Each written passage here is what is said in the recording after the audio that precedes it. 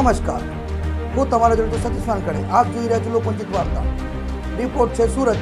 આપ જોઈ શકો છો રસુલાબાદ ગલી નંબર 2 ની અંદરમાં ગેસનો બાટલો લીકેજ હોવાના કારણથી અચાનક જ આગ લાગેલો હોય. જબરજસ્ત આગ લાગવાના કારણથી તાત્કાલિક સુરત શહેર મજુરા ફાયર સ્ટેશનની મદદ લઈને તાત્કાલિકમાં એમને તમામ સારવાર મળી છે અને ફાયર સ્ટેશને તાત્કાલિક 2 થી 5 મિનિટની અંદરમાં આવીને તમામ આગ ઓલવી દીધી છે.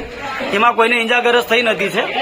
આપ નિવારી શકો છો કોઈ પણ વ્યક્તિ કે નાના બાળકોને કોઈને કે આજુબાજુવાળાને કોઈને કઈ તકલીફ નથી છે. તમામ આગને શાંતિથી એકદમ પૂરી ઓફ કરી દીધી છે વ્યવસ્થિતથી.